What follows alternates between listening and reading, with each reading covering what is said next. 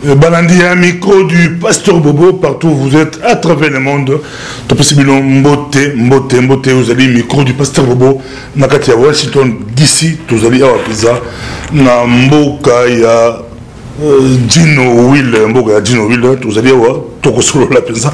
Mais vous allez payer na yeme Dino Will, mbote Dino Will. Losako mwana somi ekolo Congo, losako mobundeli monene ya mboka, losako mopanzi sango esengo ezali ya biso batoto ya mbio na kati ya mboka ya Sam oyo tobengaka États-Unis d'Amérique basusu babengaka yango la capitale mondiale du bio. You welcome ndenge balobaka, soyez le bienvenu to yambio maboko makolo yako fungwa mapenza tozala ensemble to bundela ndembo kana biso la République démocratique du Congo. Trop solo là, ils n'ont rien à cacher. Bah bon, bah ils remontent. Dino Will, au bandit, nous sommes un peu calapisa calamité. Mais les lots, ce sont autant des États-Unis, autant de 10 personnes. Bah tout le monde de la Congo. Nous avons eu 8 personnes. Nous avons eu 6 personnes à Okita. C'est autant de combo. Il y a Dino Will. Dino Will, tu as pu abîmer. Dino Will, bah parachute. Au bout. Kolingamboka et pas nauti. Bisika nyonso na tambolaka, bisika nyonso na kotaka, soki bapesi yo mbote, bakotuna yo, where you from? Outa wapi? Alors que mboka oyo, ezali ya Américain lingi koloba, cosmopolite, naza moto mwindo. Mais pourquoi nga naza mwindo? Ba nord américain bazali, mais soko kuteli na moto, koti na bureau, lakisi passeport, bakotuna yo, where you from? Outi mboka nini? Okosuka o comprendre que soko ebisi na witi Maryland na witi Alabama atuni originally, donc originairement tu viens d'où? Okosuka loba, je viens de la République démocratique du Congo. Amour o ya mboka na ngata on a bimi na komi libanda ndenge mboka na ngeza ko tambola et pas y place nyonso ko présenter Congo bazomona Patrice Lumumba bazomona richesse. Parce que mboka na biso moto etongi Nations Unies, mboka na biso moto etongi ezali bombe atomique, mboka na biso ezali biso moto lobi yango te babenga wana ba français scandale géologique, mboka na biso ezali terre stratégique pour la technologie à 3020. C'est vrai que c'est le deuxième pays le plus riche de la planète et le deuxième pays le plus pauvre, et l'eau que c'est le que maître Jean et l'eau abima. Souci ya komona que na vanda kana lala kalikolo ya minéraux oyo ko tambusa mokili, mais nazali pauvre nazali ko moisi na kati ya bamboko.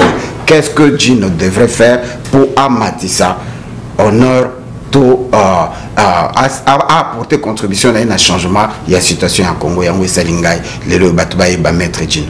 Tout ça, nous sommes la pensa, on va faire les belles pensa, balanda kayo, c'est une zaraga, et comment on se Nathalie, Dino Will, Nathalie Micro du pasteur Bobo, Nathalie Fabien, Nathalie Kerwin, Nathalie, on a parmi bateaux pensa, c'est l'équipe nationale, Dino Will, la Katimé.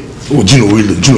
Avant de compter dans le dossier où Batubele, Betty, Batmusu, Bakoué, Bazol, Mama, Balili, Alobi, Mobundeli, Mboka, Moutoua, Bundaka pour la Mboka. Que s'est-il passé? Moi, te répondre dans nos activités, tout ça, Yomoko, Dino Will, Batubele, Balili, Bamami, Bakoué, Batbalili, Okol Balini. Qu'est-ce qui s'est passé? Nabaluki et pas, il y a maman, paye Bandeko Nyoso, Babundelaka Congo. Bandeko nyonso babeti libaku, bandeko nyonso bazoki na mitema na bango, na lobi bolimbisa ngai. Kosenga bolimbisi ezalaka kaka te pa na biso ba africain parce que vous allez coupable ya likamoko. Okoyo ko betisa moto libaku indirectement. Na likamoko esalami o ezalaki intentionnellement te, mais ba pointo na musaporibi pardon bolimbisa nga ba mama.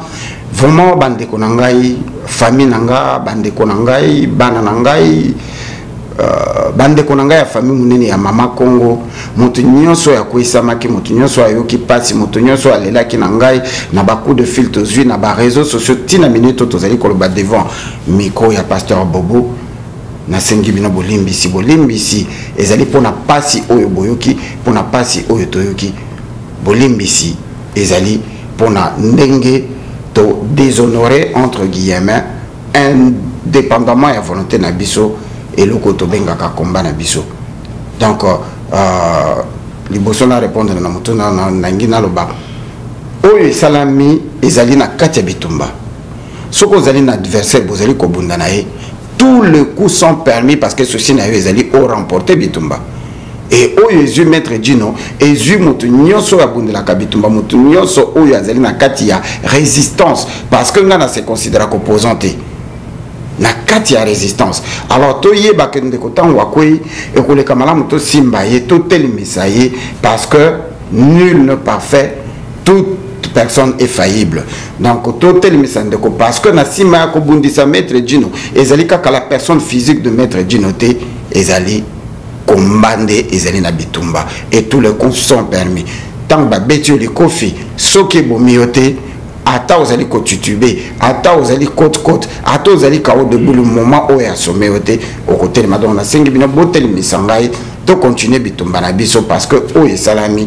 et c'est salami l'eau est passée sous le pont on ne peut pas le remettre to kende liboso na komba na biso comme pasteur moi la qu'on a le isaté pour yesu mokuto a ipsaka batu babamba o azodi banga abamba moi si wana bango tu bakima bakenda bazake belé en son ata moko abamba bangate mais toujours mama Congo pasteur Bobo tangi kombo ya yesu na ngena expliquer ba maman ah maman Okolimbi Sangai, maman Mimi, maman Lumière, maman Bijou, maman Coco Madera, maman Nyuso Baleli.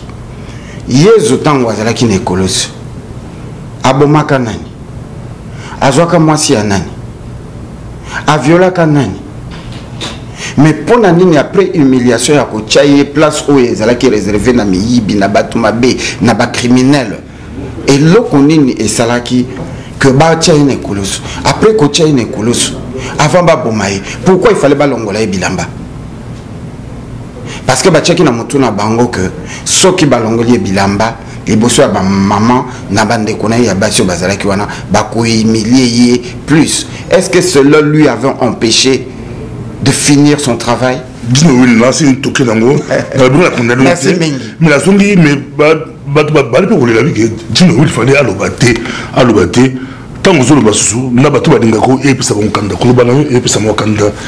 Je viens de le dire que l'eau est passée sur le pont. Nakokiko est difficile pour nous satisfaire Moutouniaso. L'air yozo ka micro le baka. Au travers commentaire, il y a les gens qui t'applaudissent, il y a les gens qui te critiquent, il y a les gens qui corrigent même ton langage, même le verbe et l'adjectif que tu as utilisé. On ne sera pas capable un seul jour à satisfaire à 100% désir de ma pensée à bateau. J'ai réagi, c'est déjà du passé. Nazongi awato continue, musala to continue comme. Trop de cas, mais là ça n'a eu tout kutara mon cœur il y a de ces mots sortent de camp mbangu ba critiquer ce pasteur Bobo aux Amérique face à face na Dino Will mais au les kimbangu penza au les kimbangu Dino Will les yobunda pour la Congo penza babi on sait le pire qui va taper perdre on sait le pire qui va taper perdre na domaine on a quelles leçons trop plus à Subango est-ce que na combat na yo au bunda sous na domaine on a tout je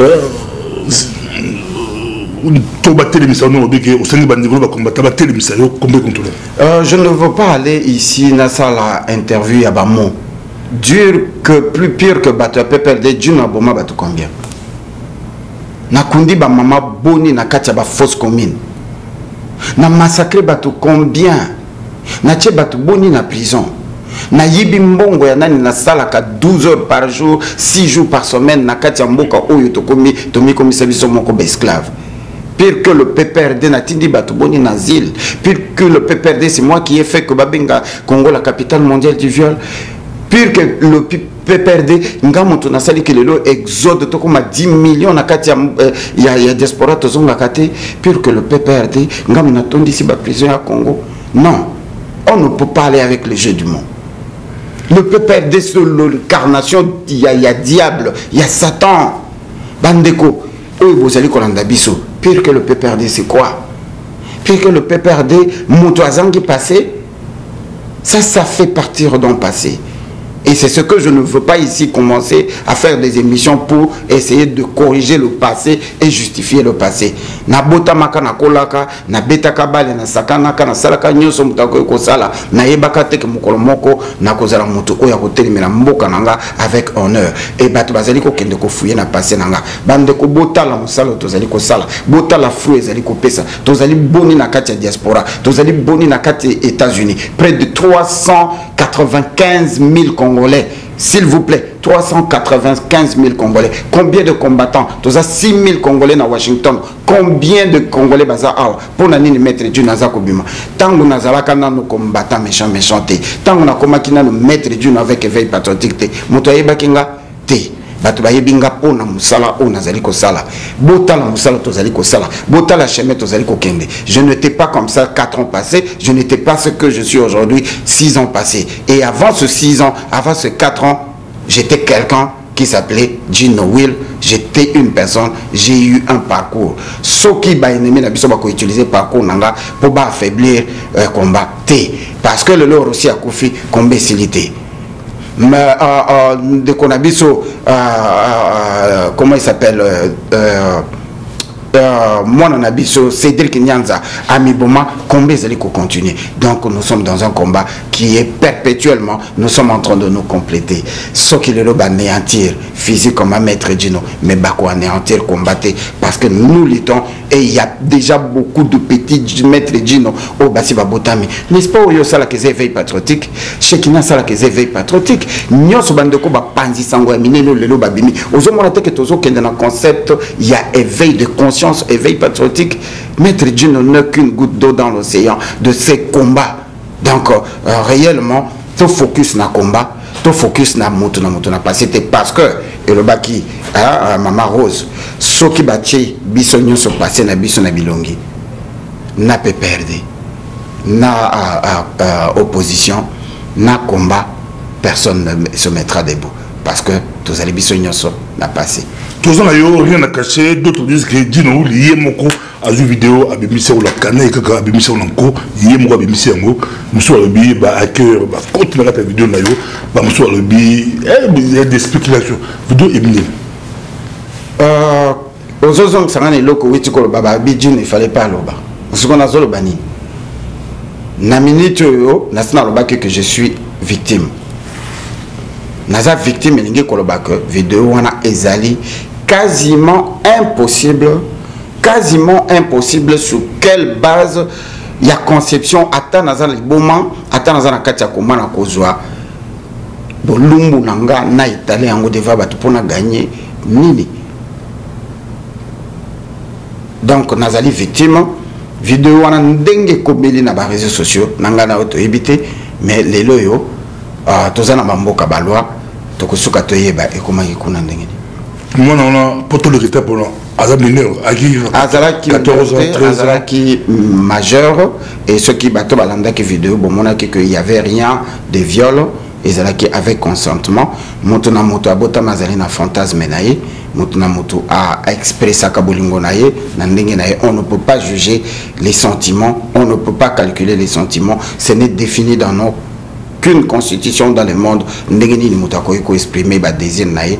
Ce qui est fait est malheureux que ebimi libanda mais tango salamaka et yebanaka te ce n'était pas malheureux ndengena lobaki bo fungola ba tiroir na biso toyeba mais squelette combien to bombi na kati. Je ne suis pas ici pour accuser les gens, je respecte le média, je respecte bande konango balanda kanga bo tourner page au ezali le passé. Moi na ndeko moi si wana zo mériter respect makasi parce que azali lelo mère et azali na famille nae. En tout cas respect pour la famille nae to likita pona. C'est important to banda nango mais respect au rassurer le public que c'est pas 13 ans, c'est pas 14 ans, c'est pas 12 ans. Non. C'est tout le Kiango, tous en Gino Will, tous en Ayo, tous en la Tokota Mambo, la Congo, pour Gino Will. C'est comme on va prendre ma piscine, au bottom de Gino Will. Will, les Anglais, Will. Ouais. Quand on a Botamaka, Namiye Bakate, les parents ont choisi le nom de Wilfried. Yango Tokata Namokose, Will. Au Katan depuis Congo. te nakateli yango awa. Yo moto au bandi combat toi avant. Déjà avant nazalaki ko s'incarner na image ya natanga na Académie de Beaux-Arts na sala filmologie. Donc na kati ya filmologie na koma ki kutu kokoma moi ba histoire ya ba mabuki à l'époque ya kala. Donc là na komona Will Smith comme un bon acteur na koma ki na désir wana ndenge za kaka. J'ai coupé le nom de Wilfried na Will. Mais Gino ezali moi de combo ya kobotama. Tant ba botama pesio combo Wilfried et au bandi kokola batu ba moni yo que ozali ko incarner image moko boye o ezalaka que ba surnommer yo et remplacer combo na yo. Batu mingi bazali na yango et puis tant to bois kaka pe batu ba changer ba combo donc combo na ngai ndenge bomona kango ezaka ya kobomba te. Ezaka Gino Mukasa ezali vraiment le combo na ndenge ezana identité na bakisa Will pour na média pour na créer concept moko ça la différence avec mon vrai nom parce que nazaki na pour ça la publicité à combo na ngate et neni yango boti Gino Will donc Gino ezaka combo na ngeza kati ya carte d'identité ndenge ezali Pasteur Bobo ndenge mutu so azali Jean-Marie ndenge mutu so azali André combo na ngeza Gino. Et puis Willow, ça vient de Wilfried, qui était mon prénom d'abord. Voilà. Toujours, Gino Will, on a très apprécié, très aimé dans le baki. Mais Gino Will, au lieu de travailler tout Mbata, au bêta, au bêta UDPS, au bêti MLC, au bêti UNC, au bêti même à Parico, au bêti combattant, au bêta tout. On s'est tendance, il y a côté parce que sur le Landayo, bateau Landayo, ils ont peuple.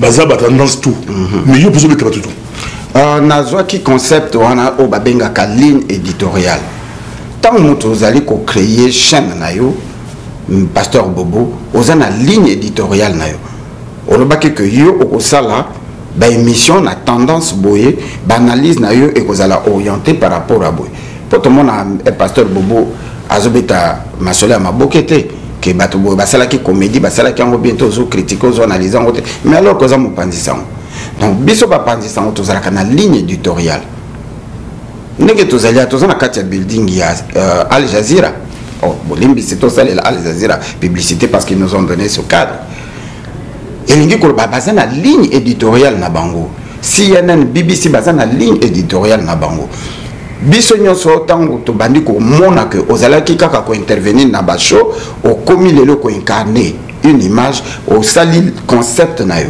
Moi je me suis posé la question de savoir na vie mais tout ça ko condamner PPRD mais le PPRD composé par des Congolais tout ça ko le bambo qui est occupé mais l'opposition fait partir du gouvernement na sens ni Mukonzi opposition na kati nango eza composé na bato ba bengi ba député ba congressmen ba sénateur ba chef d'entreprise oyo bazali na kati opposition mais l'opposition travaille avec la majorité okoy ko séparer en côté bazala kabinemité bazala ka adversaire parce que bato bazana opposition bazana posta bazwa pouvoir donc bazala kabinemité alors si ko biso na kati ya combat tozali na ba résistant tozali na ba opposant tozo former classe o ba bengi opposition mais bande ko biso tozala kana bango ils travaillent avec la majorité présidentielle donc o biso tozo benga occupation est-ce que to sito yibine de konabiso ndenge Socrate aloba connais-toi toi-même donc il faut to ça la rétrospection to ça la étude de conscience to mitala biso moko place nini tozo fongola porte pour monguna akota. Est-ce qu'azo côté là à travers armée, azo côté là à travers homme politique, azo côté là à travers l'opposition. Nani azo sala que opposant Anganzama. C'est pourquoi na orienta qui éveil patriotique vers l'opposition, la bande liango. Nous avons décidé na éveil patriotique orienté bitumba na biso mingi na epa na biso moko auto bengi autocritique to mitala. Pour nani lelo yo nazongi na kambo bolimbi sanga bandeko maître Dieu na lobil kamboza ko toucher combat mobile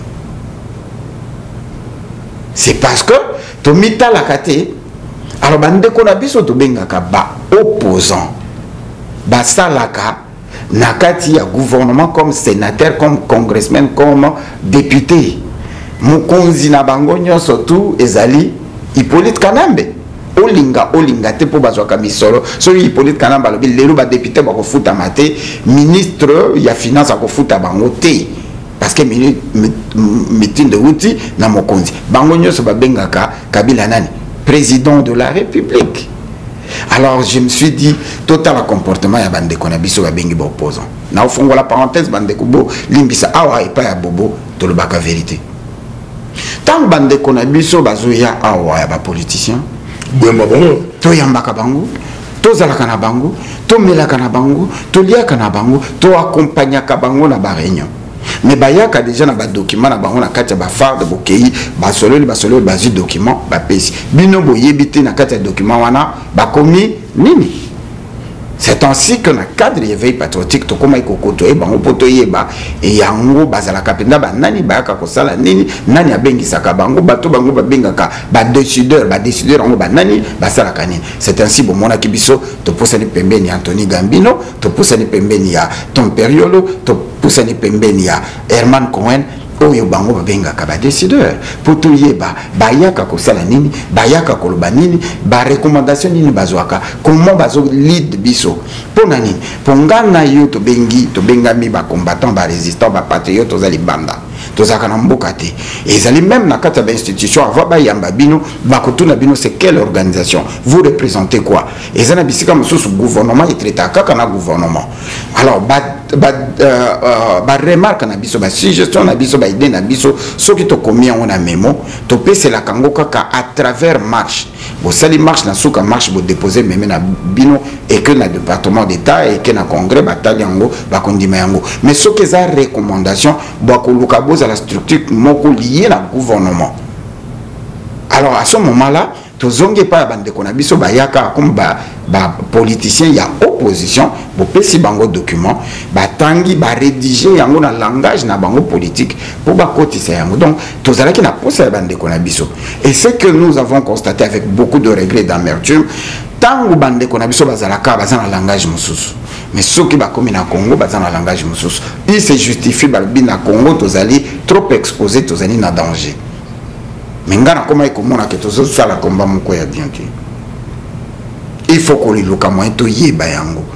c'est ainsi que combat mingi ya côtoyer mortol ba combattre information ngi koma ki ya côtoyer bande ko na biso to bengaka ba politicien na yeba isika ba kendaka balobaka nini bazwaka mebeko nini basalaka nini et après to keye pa ya ba décideur, nous avons côtoyé le décideur. Il y a un bon moment qui langage n'a changé qui et comme que Nambo Kanabiso, il n'y a pas une opposition républicaine, l'opposition d'accompagnement. Pourquoi avant tout na moto mususu parce que na moni penda mituni zali koya parce que moto alongo na Congo aye awa akuta na Herman Cohen akuta na Tony Gambino akuta na Tom Periolo azui recommandation azo sala volonté à peuple ti azo sala nazala yo autant que ba démocrate ba ton période les autres ba démocrates mais donc tous non c'est pas trop bouger non qui m'a fait bouger dans c'est pas tout le monde n'a pas vu la nouveau les bonhommes na répondre non motuna na yote non tuni pourquoi na sataka mingi kaka na ba parti politique mais na takaka ba parti politique était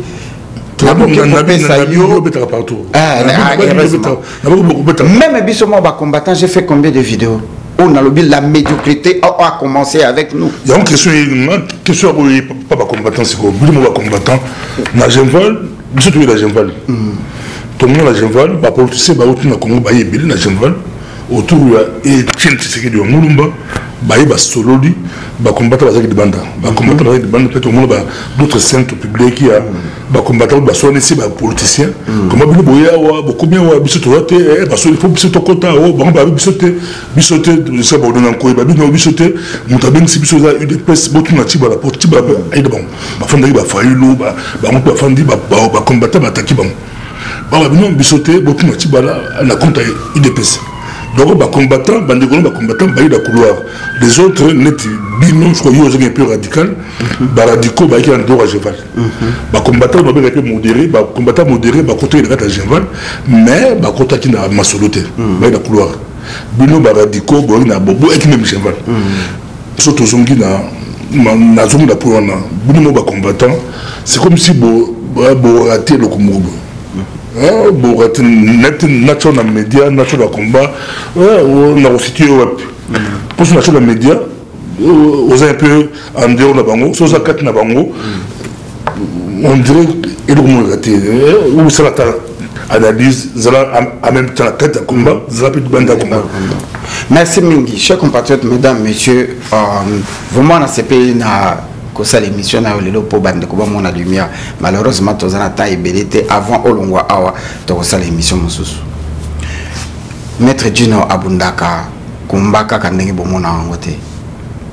Ndeko na bino modèle ya combat to bunda so batunyo so bakomu ko bundango boye kozala kitoko mingi lingi ko lobaki totala kaka lumbe moite to telemina babala to gangite avec bande konyo aux États-Unis toutes tendances confondues parce que les États-Unis en grande partie combat n'engage à n'importe la kawate tout le monde appartient à la classe politique moko boye mais tous la méthode moko ya ko sangana o ezaka que quel que soit ba problème na biso so ki lelo ndenge ozali atolo bilobi marche kozala okomona biso nyonso UDPS tout au sangani comme si rien n'était na ko ça la vidéo lelo na critiquer combat na critiquer UDPS mais lobi okomona ngana bande ko UDPS bakola il y a vrai amour ezali mais na kati mutema to ebite tozonga na likambo tangu j'enva les okende ko salama avant j'enva les salama to betaki moi ba bureau to kotaki moi bisika to yokaki déjà et pas ya bato basobenga ba décideur que après avoir constaté qu'il n'y a pas d'alternative nazo répétant sur noir et blanc na kotanga mutu ou alobaki ngo tazali mutu monene na mboko yo alors nous avons constaté qu'il n'y avait pas d'alternative nous avons décidé nous avons décidé de prolonger le séjour de Kabila en attendant qu'il y ait une alternative avant que tout j'envoie les salam. Nous nous sommes assis chez moi na ndako oyanga na lisanga bonganga na yaya nangai José Makila pe bandeke basusu. C'était chez moi. To beti Jacques Daniel Boiti na 4h du matin ba vérité bande ko bim. Bande ko no beta ngona mukuse ya pour tous en 4 émissions. Donc nous avons infiltré notre propre opposition pour to yeba masolo ni ne beta ba kombo na tangilelo bazar. Je n'ai cité que deux no bazar pilelo. Donc tant que to yebi angolo bina tongo to ke ko beta ba porte mususu. On nous a dit ceci. Jacques Matanda témoin. La vraie opposition au Congo, c'est l'opposition combattante de la diaspora. C'est la raison pour laquelle ils ont demandé à tout le monde de se mettre derrière Papa Etienne Tshisekedi. Ndeko Bobo, Bandeko Bozola Nanga, raison oyo ba décideur ba décidaka que tout le monde ba kende Genval, ba michasi ma Papa Tshisekedi. Ezala ki pona ko pesa ye honneur te parce que balinga ki Papa Tshisekedi asila ndenge asili. Ezala ki destruction parce que boye bayango quelques mois avant ou une année avant, n'est-ce pas que l'ambassadeur bakenda comme on Papa Tshisekedi balobi na ye pekisa bato na yo. Maïle nepsi ezala ka mokuse. Il voulait détruire ce qu'on appelle l'UDPS, qui patrimoine national. Je n'ai jamais été membre de l'UDPS inscrit au Kosolola, que j'ai combattu comme un membre de l'UDPS Tilelo. Mais quand l'UDPS s'est réuni, na réunion,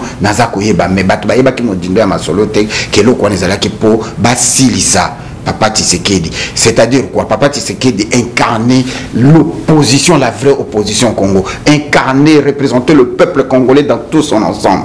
Maintenant, c'est pour tout le temps, tout le monde, Nagata Ville, tout le monde, Nagata Washington DC. Tout le monde, solo, basé Bilé, Bafandi, Balikolandayo, Balaposa Baïba, vérité, vérité. Mais nous, on a signé un conflit, mais qu'est-ce qu'il y a un conflit, mais qu'est-ce qu'il y a? Mais tout Boyokani, Bossololi, Boyokani, Bolo Belangote, n'a pas dans le bi, dossier la bine sur un nazipian. Pour le respect à Binotou Bolobi, Bozipa, Bossolola, tandis que je l'ai peut-être souri, écoute, en awa, tant que nous participer dans le dialogue là-bas. Ndeko, na kati ya famille, na kati ya entreprise, na kati ya société, na kati ya clan, moi, malentendu ezangaka te. Vous retrouvez nulle part. Joa banami balé ya mapasa babotami, même bazana ba bébé tchabango na kati ya berceau moko. Bako beta na makolo, tisuka nango, batie misapi na monoko, basimba na liboko. Tozana kati ya bitumba, tozana kati ya famille monene ya Congo. Comment pouvez-vous imaginer que tozanga problème, tozanga malentendu? La plus mauvaise des choses, ezali ya ko continuer ko bakisa carburant au pétrole na moto oyo ezali. La moindre chose c'est ezako bomayango. Chaque fois beaucoup de les problèmes na kati ya famille et que so bosolo liango te ezako continuer ko persister mais so ki bosolo liango e bomaka moto. Nous avons des différents, nous sommes mutna obédience nae, mutna parti politique nae. Les gens confondent le combat automénakana par problème personnel. Sincèrement parlant, des fois bande konyo surtout on a un problème personnel té. Au moins bomba na mitema. Le problème na biso, rien. Il y avait dire monte. D'accord. Ni Honorine Banda, ni Félix Tshisekedi, ni Fayulu, ni Matongolo, ni Jean-Pierre Bemba ou Gizenga. Nazongi Awa, je n'ai jamais été moto Alaksanga membre d'un parti politique. Soki nakokaki kozala régionaliste, je serais dans Palu. Parce que Nazali Moutabandundu Kizenga Zali lokola kokonanga. On s'appelle pas Fayulu. Pas Matongolo. Absolument. Mais tant que Fayulu abimi, vidéo ezali pas Mama Lumière, na radio sans effet. Bato ba koma ko kansaki Nazali Mouta Fayulu parce que Nazali ko interviewé ko kende ko yambe na aéroport. C'était parce que Fayulu assez abima qui a continué un concept où yoto lansaki campagne, pas de prolongation de mandat, pas de changement de constitution. Mais Fayulu na kata Kinshasa adopté qui langage wana. Bon, mon akai na t-shirt à pembe na bana makila na manifestation à le 15, à le 19, le 20 et le 21 bato bakufaka na 2015 ou 2016. Donc l'air lo kwangomane salama kito yambaki po akomaki na langage de combattant na leka na sala déclaration que je ne suis pas membre de l'ECD mais nazo supporter parce que to comme langage moko mukolo Fayulu akobima na kati ya concept ya oyo biso tozali. Je vais me détacher. On se détache. Ndena se détacha ki bato bakanse ki nazala ki membre. Ndenge moko le loyo na mona ki epa ya Matongolo incarnation ya nouvelle classe politique mais tango akoti makambo ya kokende ba élection na sali na ye deux interviews suboyo ka ba mituna nanga aila ki sabiso différence entre 2006 2011 na élection bazako kende alors que motazo organisé l'élection na zaka mutumoko la CENI et la CENI c'est un organe dépendant de la majorité présidentielle. C'est ça le combat. Nous ne sommes pas des ennemis mais nous sommes des gens qui observent na cadre média. Je côtoie tout le monde mais je ne supporte pas la personne, le parti politique, je supporte les idées. Je n'ai pas reçu le 16G de l'UDPS, Naïve Patriotique. Tout solo là qui toque. Mais na benda peu d'informations kaka na bikotu na imetuna. Ndeko na biso Marcon Poyi Azalaki, président régional à UDPS, n'a pas organisé une interview avec ndeko na biso nani Félix Tshisekedi. Donc biso tozo sale la mboka. Merci. Merci. Tout le monde, mais avant tout, peut-être aux alentours. Conférence 2-3 minutes un peu surtout dans ta ville bandeko merci mingi yo moko ozali na yebi ko totiki bandeko na soif to kotambola to kota na conférence toza na conférence awa conférence eza monene ezali conférence ya ba-africain basangani na cadre ya panafricana mais ezali lokola ONG moko ezali ko tombola valeur ya ba-africain na kati ya États-Unis d'Amérique en particulier na Washington et initiateur nango ezali bandeko na biso ba congolais basalaki yango mais ça regroupe toute l'Afrique eza conférence kitoko monene ezali vraiment na high level yango moni ba pesi biso cadre oyo donc na sima ya conférence oyo toko sala ba émission bokoye ba mingi na détail. Je félicite ba initiateur ya eloko oyo parce que ndenge tozali awa il faut teka image à Congo tant bien que mal na mboka na biso bazali ko continuer ko boma et que Mboka Nabiso est considéré le deuxième pays le plus pauvre de la planète, où on ne peut même pas dire un mot, mais Tozali. Nalilo Bananga, ya soka avant de continuer pour l'anda biso to koleka la Maison Blanche, to kokende na State Department, to koleka ti na Capitol, et loko na ngina loba. To boaka Rosimba mbangu ndenge to boaka ale moloto te. Ndenge to boaka bande konyoso to te. To zala kana bango mate ke soki eloko esalami to bimi mbangu rosi lelo yo ebembe ya rosi bayibi bakomi ko distraire biso bakangi ndeko eleze nyonso wana baza ko calculer ndenge nini bako continuer ko distraire biso tina mois de juillet bako yebisa bino qu'il y aura pas des élections ndenge machine na bango ba uti ko zona na nini na Corée. Même la Corée est en train de refuser la responsabilité ba yebi machine wana te bande ko mingi ya koloba avec maître Bobo. Merci beaucoup. Merci beaucoup. Merci. Merci.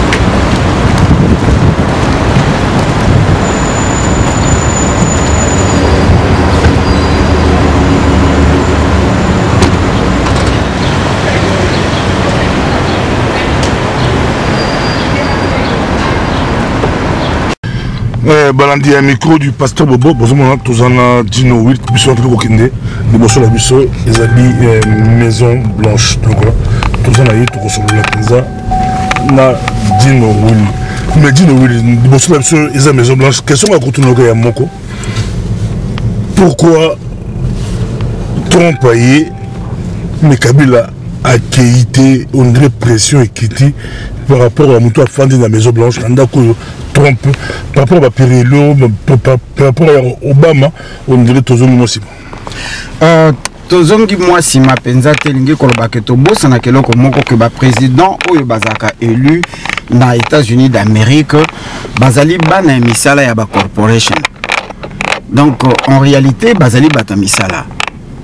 Alors yo soki bazio na musala obimi PDG bako betelo maboko bato bako kumisa yo atozu PDG asika. N'est-ce pas? Mais PDG a copié ce meeting de naïté parce que ce que vous avez dit PDG à OGFM. Aux autres, ça n'a accompagné à l'État. Donc vous allez PDG Folanda Mibeko, il y a l'État, il y a autant de sa compagnie. Alors pour nous, un exemple, Obama, Trump, Clinton, Bangonyo Sobasala, Kabazala, qui basali à Maison Blanche, il y a un baloba Kabenga Kabangona le poteau, le nouveau locataire du Maison Blanche. Voilà. Mais Batokabila, attends, Bamela. Mais la champagne, bon bah c'est pas là quand même tant qu'on pas il habite le tour. Yango tozo. Bon bah c'est pas là. Yango tozo kendelingi kolobanini. Mutu oyo aïe na Maison Blanche à cause de la respect la constitution na bango na ko respecter ba intérêt ya mboka na bango États-Unis d'Amérique.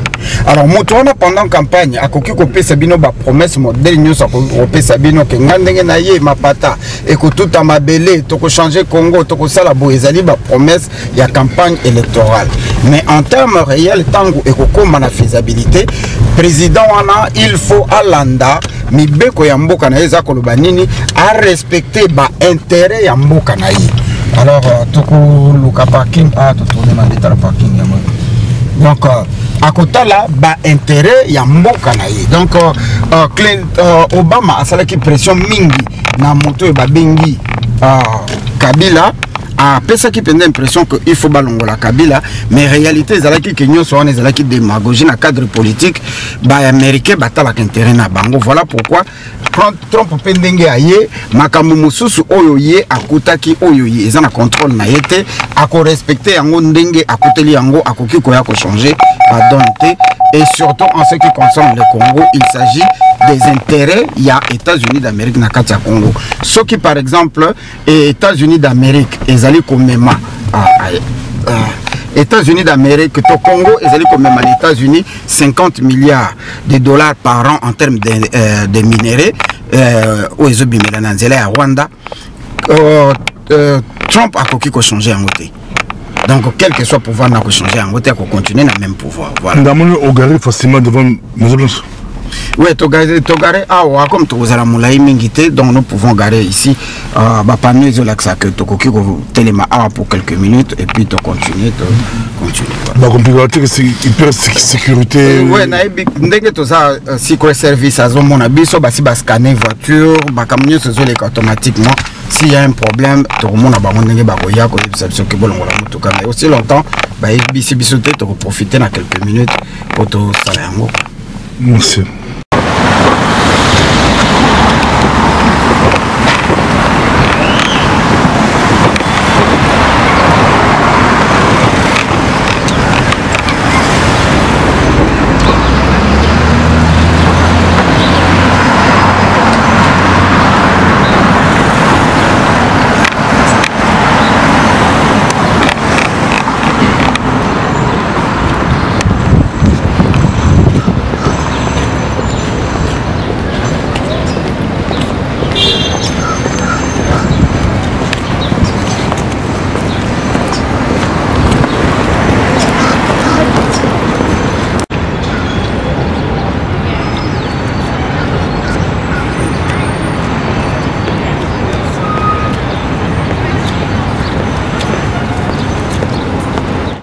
Toujours là, toi devant Maison Blanche, toi passe à 4 c'est toi passe à dire ou à Toko yebate Trump sokazali sokazate to yebakate et puis oyezali Maison Blanche bureau na place ezali place na musala akoyi kozala awa akozala kuna na building wana akoza de l'autre côté akoyi kozala pe na sa mabele parce que ndenge ozomona ngwa na sa mabele eza à peu près 8 niveaux.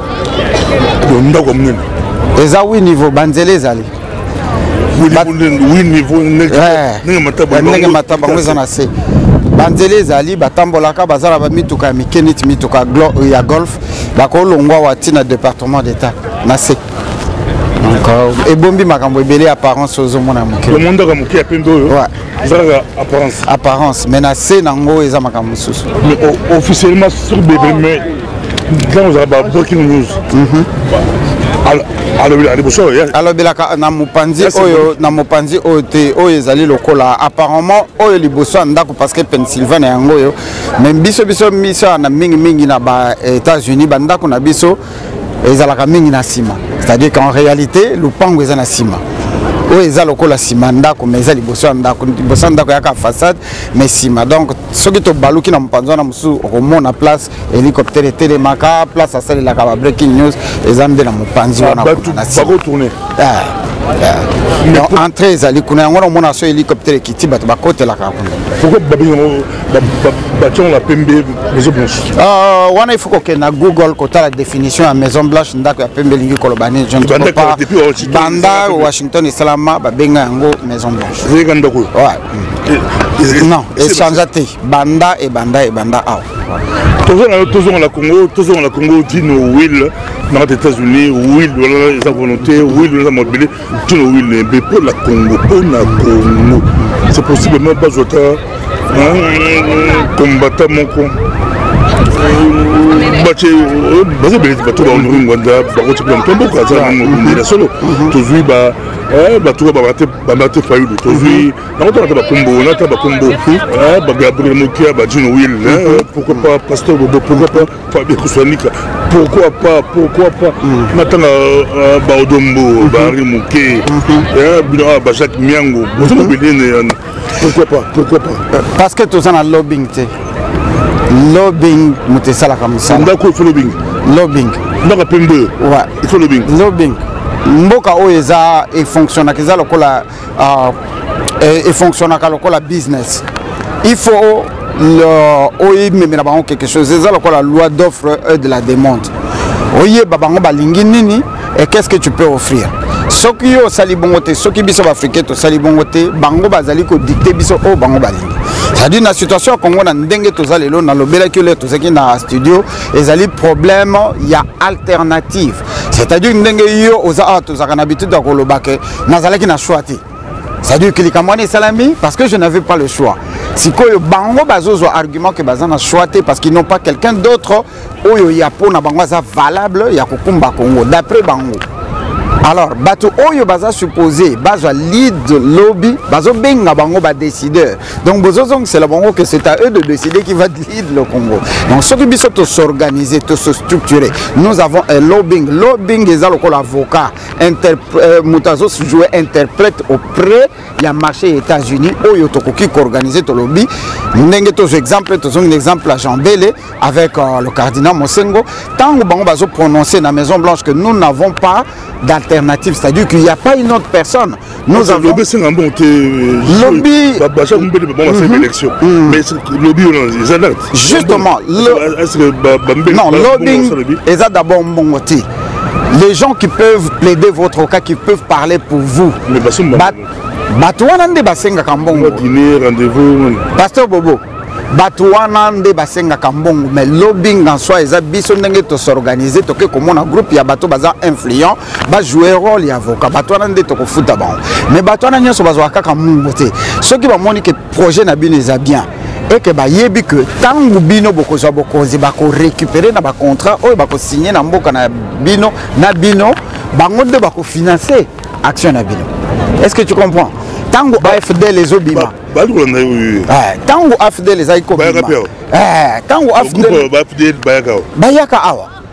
Bayaka comme on a Bill Clinton. Mais pour moi, on a Bill Clinton, Bayeba qui projet à Bill Clinton. Tant batali Bill Clinton, pendant que Bill Clinton était étudiant, à Sala qui projet naïe, Nakata projet na Sala qui ont sur le Congo, net il travaille à fin d'études. Il a eu la chance, il y a Rosalango sur le Congo, à étudier Congo, à étudier ma minerai, à étudier ma Kamwanato, à présenter travail à fin d'études. Bato moya maele ba monia on va les que azana idée. Siko ya bandi koluka, nzelani na kofofile po amata au créneau.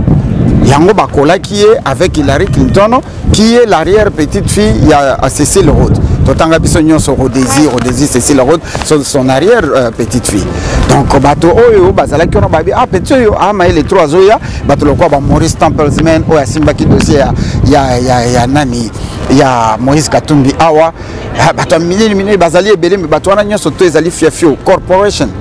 Donc l'air babandi koluka ko matisa Clinton n'avait pas assez de moyens, assez d'argent. Donc il faut créer le lobbying moko tournaye où il faut propulser et puis azali na posa mission. C'est à ce moment-là qu'il avait contacté lobbying ya Mobutu et bandé ko fonctionner à l'époque parce qu'ils étaient makasi. Mais message est comme là comme Mobutu. Mobutu a une lobbying. Ya makasi awa. Mais le message ne lui était pas arrivé. Et comment il n'a correctement. Mobutu n'a moins orgueil que Bamastane Moutouba a pouvoir républicain avec Bush le père a négligé Kango. Alors que Mobutu na voyage, on a leur message, on est à Bandako Kokende na Allemagne, je crois, Kokuta na Museveni. Beaucoup d'ango ne veille patriotique, beaucoup de détails avec la personne même Oyo Batindaka. Ce qui a fait que pendant ce temps-là, Mokonzo ya Rwanda, comme Paul Kagame, Azalaki Awa Kosala service militaire. Azalaki Awa na États-Unis. Donc, oui, pasteur Bobo, nous avons sur le lobbying à oui. Masolo kakato chana mbongo te batwane fuba mona intérêt moko boye o memi eloko moko ya sika oyo ezo garantir ba intérêt na bango bako solo la bako bengana ba chekeyo ba organiser ba sali manœuvre moko po ba yamba yo awa nansi tozongi na plateau après kotambola na Genowil na kati ya Washington DC to l'équipe Maison Blanche to tamboli département d'étudiants, tout l'équipe est peu place. Dis-nous, la question pourquoi États-Unis au hasard plus la contrôle de Congo, Bango de Batia Mobutu, Bango de Batia le roi de Kabila, Bango peut jouer pourquoi les lots américains, malgré nous, on l'a expliqué, la diaspora, ceux qui veulent opposition aux combattants, pourquoi pas un milliard de combattants, un milliard de résistants. Nous avons des combattants, nous avons des résistants. Pourquoi pas placer dans mon parce que Bazali, a réponse, merci. Parce que Bazali n'a pas ça, Congo est à la diriger dans la nationalité. Ndenge Babomaka, Eron Abisso, Patrice Lumumba. Concept na bango ezali que le Congo ne peut pas être dirigé na moto alinga Congo to azali congolais d'origine après avoir tenté avec Mobutu, Baye, Baché Laurent Désiré, ils ont compris attitude à Laurent Désiré que Ekoboma, plan machiavélique na bango où ils allaient détruire le Congo. Alors on a expliqué un moment beaucoup c'est la bande de Kobazola la biso. Beaucoup de monde on a une émission éveil patriotique avec Ndeko Igosé, Ndeko Messézuel, Peno Kongele, to Meka Kotana Modindo Nango. Ce que je vous dis est documenté, est vrai. Le concept qui est sorti au Bengi à mondialisation. Nakati concept en les lokola Kindoki. Bakola Sabino définition Moussousou Ndenge Tozali na démocratie. On vous donne une autre impression de ce qu'on appelle la démocratie, alors que la démocratie qui se pratique aux États-Unis n'est pas la même démocratie utilisée en Afrique. La démocratie dans nos pays de tiers-monde ou le pays en voie de développement, ça veut dire faire la volonté des Occidentaux. Il y a un monaka, Montoloko la Kadhafi, qui ne faisait pas la volonté des Occidentaux, il faut pas boumaï. Batoloko la Basamora, Machel P et Belé Torotangavate. Le concept il y a Congo est un groupe de gens qui collé contre le concept il y a mondialisation. La mondialisation est un chapitre moko o babengi 1 billion project 1 milliard projet. Projet wana est constaté que un peu plus tard dans l'année à venir la Banque mondiale motoko banda ko contrôler ba minéraux nyonso o ezali na sous-sol il y a ba pays en voie de développement ou la pays sous-développé. Et que ça la sous-dépendant na gouvernement balingi ba bandelo ko wana parti à Congo. Alors surtout zongi sima bokoki kotuna l'ancien ambassadeur Tatanene qui a une bonne documentation sur ça.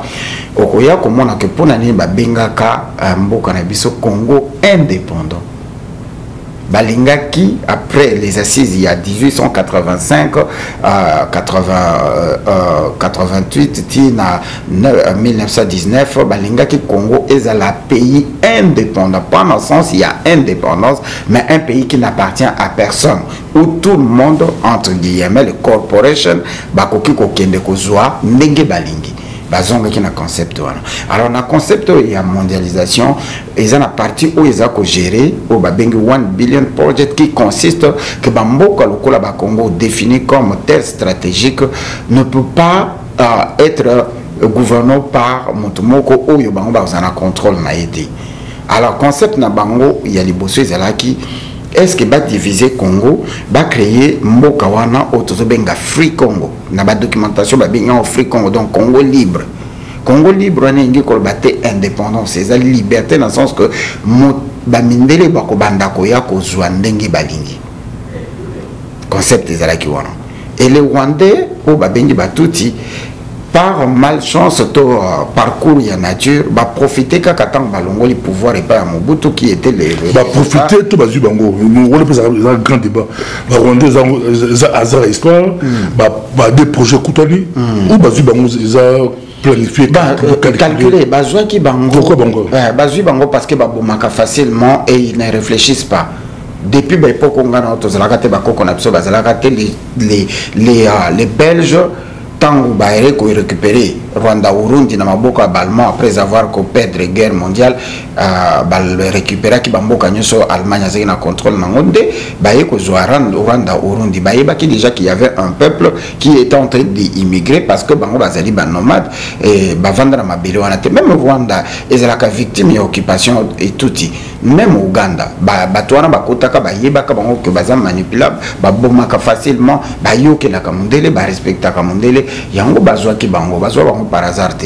Et Bill Clinton avant Baya Kozwa Kagame na Museveni ils avaient envoyé un message à Mobutu tokosala nango émission d'ailleurs c'est pourquoi je cherchais Nazwa Papa Ngwanda pour ameka ko expliquer le kwana pour bisoto côté pendant modindo toyibi qu'il y avait une personne qui avait été déléguée monsieur Massini pour nakoyebisa Mobutu parce que Clinton cherchait l'argent pour financer la campagne naïe. Azaki na posé à Mbongo et pas Mobutu à peu près $100 millions. Azaki na ngoté. Exactement. Alors l'histoire se répète. Il y a Mobutu siko Mbongo et Komakati. Parce que batu ya staff naïe ba minimizaka et donc Mobutu azaki na confiance et pas ya Bush le père qui était son ami chez qui il avait donné $5 milliards au contribué na création à CIA. Donc Mobutu était tellement calme, il était tellement rassuré que tant offre on n'ayait pas Bill Clinton à minimiser. Mais le temps au fond la mission c'était déjà trop tard. Museveni salaka lobbying moko makasi defaka déjà bambongo financer campagne alors que Mobutu y a financé qui Bush le père. Tant Bush le père a perdre l'élection, Clinton a kangi maboko sikoyo a retrouché le manche à l'objet voilà. Donc même stratégie avec Sarkozy. Ouais. Alors bango sikoyo na plan ya Congo, basala qui déjà projet ba créer mboka ya sika. Concept waneza lié na concept ba utiliser qui na Yougoslavie, ti na Sud Soudan. C'est-à-dire que sokinga na yo to sangani to lobi to kata Congo et que to prouver que ceux to kati Congo aux en intérêt na biso entre guillemets, il y a ben batu ba ko investir ba bengi ba corporation. Tant le projet wana ko sala ma biso to ko zala na barrière enfant na biso ba kolo mabeli wana pendant 100 ans. Biso bato wana pour na batu ba ko se remplacer na pouvoir. Donc on a Congo bah qui na concept on a que bakata Congo va créer New Congo kozala contrôlé par le CIAT, Comité international pour l'accompagnement de la transition au Ebota AFDL RCD Goma CNDP PPRD na M23 et puis RDF nalu ba bilo kona nyoso ezala ki po ba vandi sa occupation mais l'air ba ko kata mboka place bomoni balandi déjà ko sala ba minembo ba nini mboka wana ekozala majoritaire touti et ekozala Free Congo qui sera contrôlé par le CIAT. Mais pour donc nous beaucoup la chose nous nous ba nous sur la quitte ba zongo sima mais mamu du na soba tout ka kubunda tout ka combat pour tout et déjà calculer comment tu vas jouer en sur cette vidéo bande combo découragé n'est-ce pas que na katia Bible bolobaka toto lobaka tout ce qui est révélé condamné ba c'est que le lokola to yebia ndesi ka to yeba ndenge nini to ko kende ko bimisango yango to bandaki démarche oyo bato bakondana kanga ke ba politicien na biso ba yeba ko solola na mondele pas ko benga e patron de décideur parce que vague ya bato ba supportaka Mobutu ba bomaka 32 millions de Congolais mais bande ko les mêmes minéraux ba mituna pourquoi lelo il faut to kufa 12 millions de morts pour les mêmes minéraux batika ko considérer mondele comme décideur biso to tika ko bundela ba parti politique to bundela Congo biso nyonso to comme concept moko bande ko bakobuma biso nyonso mokolo moko te bako exterminer biso te mondele alandaka tendance par rapport à intérêt na puissance mondele banga kaka peuple soki to komi eloko moko bako benga biso le nouveau homme fort du Congo bako linga bazo ba garantir que leurs intérêts et kozala protégés. Il n'y aura plus de morts. Mais tant que tu as décidé, tu as la volonté na bango, bako continuer nango. To yeba que place il y a un courant négatif, il y a un courant positif. Bato balinga ki basala plan machiavélique ya koboma Congo, bazali ko échouer parce que ils ko simba té. Ils allaient ko simba té pour peuple la fongo de miso. Ce sont les mêmes personnes, ceux qui te se constituer, to tiki ba appartenance, to komi lo komo to komi idéologie mo to lobi élection et ko bote la biso de l'autre côté parce que l'élection est créée pour na ko légitimer moto oyo mindeli ba poni neti awa baza déjà na bato. Ndeko est-ce que ceux qui tous qui n'attendent, na banda ko énumérer bino comment ils sont partis tomeka o yesimbité tomeka o yesimbité tomeka o yesimbité jusque mon koloto vanda ki na mère Man Cohen a cité ba kombo ya bato o yo bango basi ba déclassés qui ne peuvent plus prendre le pouvoir au Congo. Nana zo pesa bango mitindo wa. Est-ce que bango na tuna ye na mikona pourquoi bino il faut pas prendre la biso ba président? Parce que la classe opposante qui devrait faire jaillir une personne n'arrive pas à le faire. Il y a une réponse au Bango Bandaï, chers compatriotes, mesdames, messieurs, qu'il n'y a pas d'alternative. C'est pourquoi Jean Bélé a qui idée à créer et le Kobabingi élection, il y a dimsateur pour tout l'Aksabango que alternative et Zalaka, bo ignora Kango. Parce que l'élection démocratique, je n'ai pas si Jean Bélé moté. L'élection aux États-Unis, c'est démocratique. Balai va voter. Nazongi, ça pose problème. Tout ça n'a pas posé à prouver. C'est comme si c'est l'élection nationale. Topolum tout landanga olingi obima na lobi boye bato oyo biso tokenda komona poto justifier situation au Congo ba yebisaki biso que toza na alternative une personne que le Congolais aime et que tous les Congolais peuvent accepter, mais cette personne là il faut biso to yebaye pour te protéger l'intérêt na biso. Et quand on a pointé n'a pas ça comme exemple clair, Moutali Bosso Baya qui n'a avec un projet de 300 millions de dollars, c'était Vital Kamerhe. Alors, basangi si batunyo son sima Vital Kamerhe, y compris na biso oyo, mais baye bakate yango bomona mosala bande ko États-Unis basalaka ba écarté. Baye le biso Moïse Katumbi. Yango na bande ko Moïse Katumbi balimbisanga. Eza na bloko oyo tolobaka que Moïse Katumbi peut être un bon opposant. Mais c'est un choix, il y a bisoté. Et ça choix na bango bazo tchaye parce que lui il va continuer la continuation, il y a projet à balkanisation du Congo. Il peut être un bon opposant au Boïti. C'est-à-dire na cadre il y a biloko ya zone dima pour na intérêt na bango et ça différentes na Hippolyte Kanambe. Parce que Kamerhe Burundais, il y a conseil italien.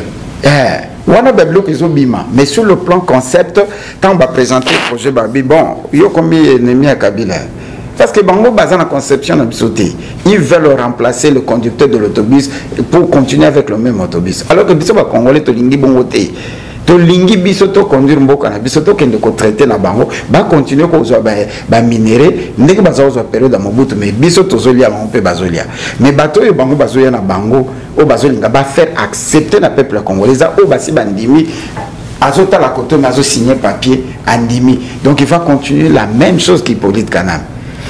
Merci beaucoup. C'est là que c'est mon cousin Nadine Will et monsieur Kitoko mais moi et si la vérité tout ce pays Koyambayo Tokyo Penza tozaki na États-Unis d'Amérique bomoni na sabandaki de la émission naie abandi malamoko à 5 pardon est-ce qu'il y a une stratégie naie pour tout contre la montée est-ce que sincère c'est à vous de juger mais bon tout là comme pasteur en tout cas n'a pas jugé tout soit à 5 pardon ce qu'on doit s'excuser n'a pas maman n'a pas famille n'a pas tout à s'excuser ce n'est pas à moi de juger nous avons bien beaucoup à l'Imbisaga donc tout ce que vous voyez Mobundi Makasi à Bana Congo bah combattant résister belé bah se retrouver là à ça peut-être mon obéi à beaucoup la Congo merci beaucoup Dino Will nous tournons prochainement merci prochainement à partir à Belgique tokoki ko sala ba interview ba oyo balingi baye bo moi mingi po mingi ya makamto lobi ato survoler ngo ndambo bato balingi ko yeba ngona modindo bo hésiter te soki bozali ba responsable ba chaîne boko ko benganga na passer ba interview na téléphone je rentrerai dans le plus petit détail na oyo biso to yebi parce que bitumba na biso esuka na balabala te tokendaka na ba source ya ko information pour congolais soka yebi la vraie vérité akoyeba ndenge nini a se positionner pour na ko de la mboka kimia ezala na mabota na bino ezalaki réellement bonheur nangai mais pasteur Bobo Oyamba ngai merci beaucoup ezalaki rien à cacher merci